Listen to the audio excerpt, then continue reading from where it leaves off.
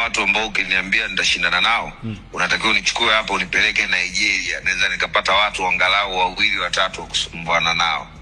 Lakini kwa hii Kenya, Tanzania, Uganda, Mozambiki, Sui Kongo, hakuna kijana mwenye umri kama wangu ambaye anaweza akasimama yoyote. Tena kwenye karia yoyote, sio kwenye karia moja, kwenye karia yoyote hakuna. Sasa hizo gari Tanzania mmeziona sana.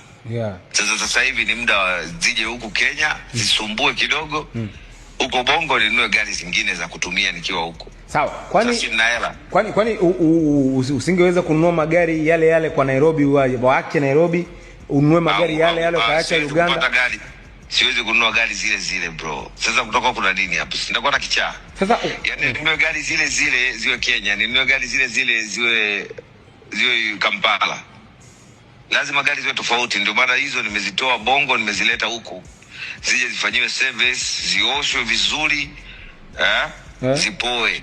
Huko nakuja nanunua gari zingine za kutumia nikiwa huko, nikija huko. Maana yake hizo sasa hivi zinakuwa zinabaki Kenya. Zinaweza zikabaki, zinaweza zikarudi, ni mood tu.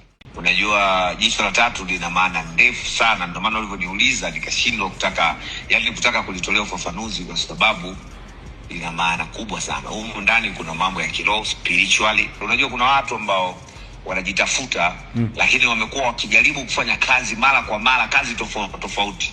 Kila wakianzisha michongo yao inakufa na nini na nini. Sasa hao ni wanahitaji jicho la tatu. Wewe ni Freemason au Illuminati?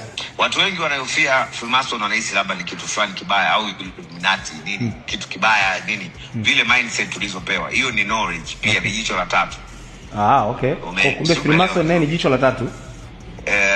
Naweza nikasema yes, mimi siwezi kuwa Freemason kwa sababu Freemason wana level ya ndogo kuliko mimi. Mimi ni spiritual healer. Ni mtu ambaye niko juu ya mganga wa kienyeji. Kwenye hiyo imani ambapo jicho la tatu, kuna watu wengi Tanzania wapo mule?